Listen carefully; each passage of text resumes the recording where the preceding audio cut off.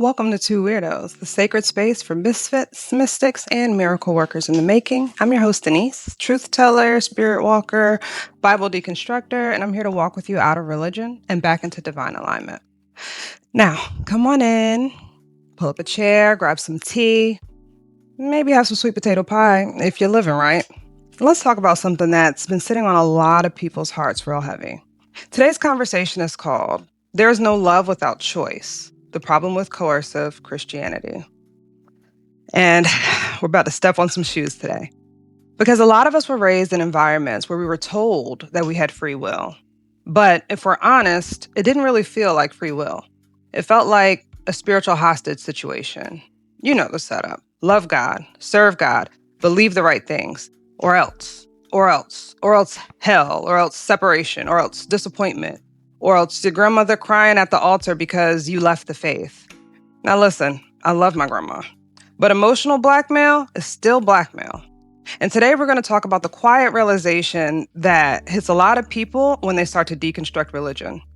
They realize that maybe, just maybe, the love we were told to have for God wasn't actually a choice.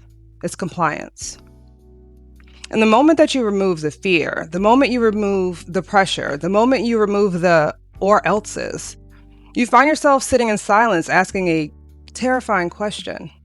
Do I still choose this? And that question right there, that question is the beginning of real freedom.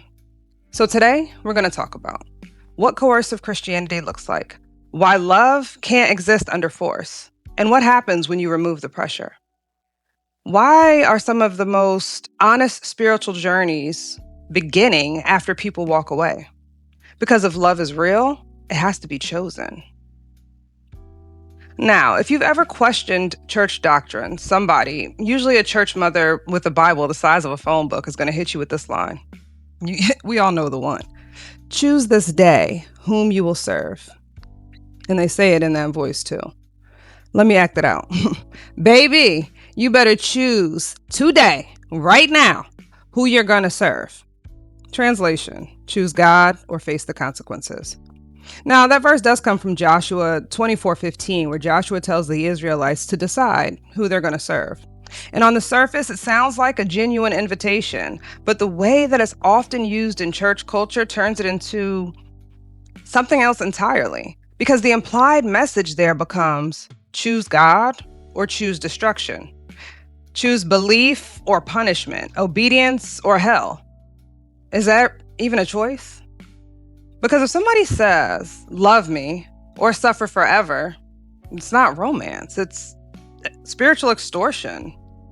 And a lot of people who are deconstructing religion eventually realize something can be both freeing and terrifying. They realize that they never actually had the opportunity to choose their faith. They inherited it, they absorbed it, they performed it. Because when you're raised in a belief system from birth, you really don't evaluate it, you accept it, you live inside of it. And that's like being born in a house and thinking that the house is the entire world. But as soon as you go outside, you realize, hey, there's other buildings out here. There's other neighborhoods and landscapes. And suddenly the question becomes, did I choose this house? Or was I just never allowed to leave? Now let's get into some receipts, because here's something fascinating about scripture. The Bible talks about choice constantly. But the language of choice in the ancient text often looks different from how it's been translated and how now modern religions use it. So let's look at a couple of those words. Bakar. The word bakar is a Hebrew word, and it means to choose, to select, to prefer. And here's the nuance. Bakar implies a voluntary preference, not forced compliance. It's the difference between saying I chose that versus I had no other safe option. The second word, ahav. This is the Hebrew word for love. But biblical love is not simply an emotion. It means a loyalty that's born of desire and relationship. Not of fear, not of survival or compulsion, of desire and relationship. Yira. Yirah is often translated as fear of the Lord, but the word actually carries the sense of awe and reverence. It's not supposed to be terror. But many religious systems have turned this into a fear-based obedience system. The next concept is going to be free covenant relationship. Ancient covenants were agreements between parties, and covenants required willing participation. You can't have a covenant if one party is coerced, if one party doesn't have a choice, because that in itself is not covenant, it's domination. So, when modern religion builds an entire system around fear and punishment, it is literally contradicting the very nature of the relationship language in its own scripture.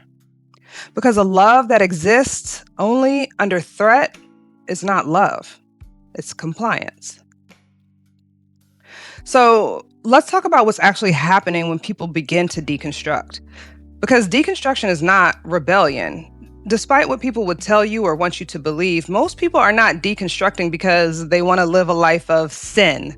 They deconstruct because they start to notice the force in the system, the pressures, the guilt, the requirement, the fear, the social consequences. And it makes them start asking questions like, why is doubt treated like betrayal? Why can't I ask questions? Why are questions being treated like rebellion?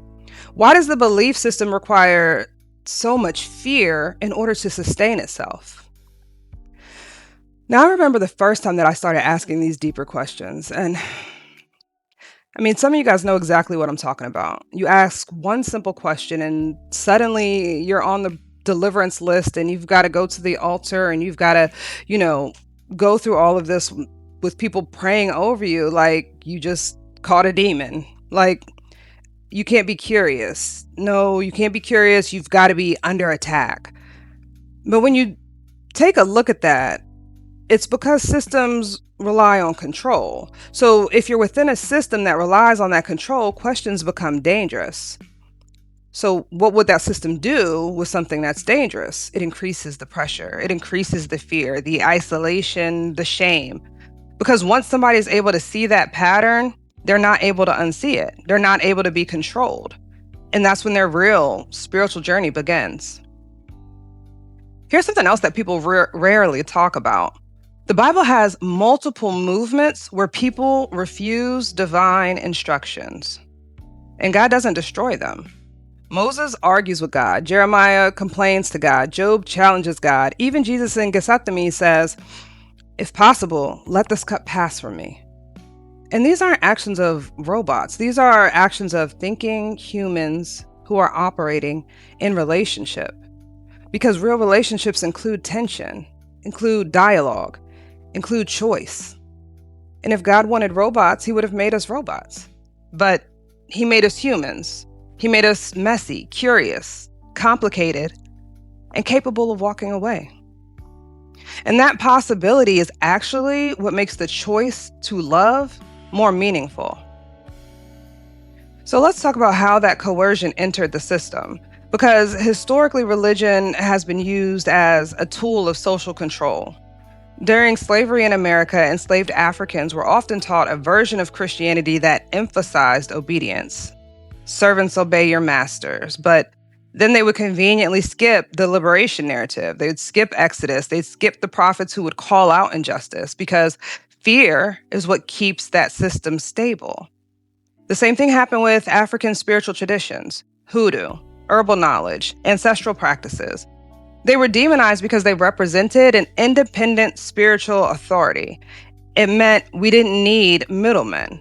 And if people can access the divine without an institution, then that institution no longer has power. So a lot of these religions will add force, a fear of hell, a fear of exile, a fear of questioning. But the moment that you remove that force, something interesting happens. Some people simply walk away. But other people rediscover spirituality in a deeper and a freer way. So what does that mean for you? It means that if you're deconstructing religion, you're not broken, nor rebellious, you're not lost, you're doing something that's profoundly honest. You're removing the force from your faith, and you're asking yourself, what remains? That process is lonely and scary. It can be disorienting, but it's a sacred process. Because when that belief continues to survive without fear, without pressure, or without social consequence, the belief is truly yours. Let me tell you something funny. Growing up in the Black church, you knew exactly when somebody was about to say something controversial, out of the way. They'd start with, "Now don't throw tomatoes at me," or "Y'all ain't ready to hear this." And people would immediately start, "Oh my gosh, here we go. Here we go." But some of the most powerful spiritual moments happen when someone is finally bold enough to say, "Wait a minute, that doesn't make sense." And every family has that cousin at Thanksgiving dinner who's asking questions that nobody wants to answer. I mean, me personally, I was kicked out of children's church because I was asking too many questions. But sometimes deconstruction is just you becoming that person, becoming that cousin, becoming that me, asking questions. And listen, every spiritual tradition needs someone who's brave enough to ask the uncomfortable questions. Because without those people, systems stagnate. If you're navigating spiritual gifts, intuition, or prophetic exercises during a deconstruction process, I created a resource called the Spiritual Gifts Guide. It helps you to identify how your intuition, your discernment, and your spiritual awareness actually function outside of the constraints of a religious sphere. You can grab it at the link in the bio or the link in the comments. If this conversation is resonating with you, make sure that you subscribe. Make sure you share this episode and tell me about your deconstruction journey. Tell me what part of that journey involved removing pressure and discovering your actual beliefs. Because this space here is for the seekers. Here's the truth. Love cannot exist without freedom. Faith can't exist without choice. And spirituality can't grow inside of fear. So if you're in a season where you're questioning, you're exploring and rebuilding, you're not alone. You're not crazy. You're not losing your faith. You're taking ownership of it. And that's okay. You're never too much or not enough for divine love. You are the miracle. Stay courageous, stay curious, stay aligned. And until next time, walk wild, walk healed, and walk loved. Let's go seek.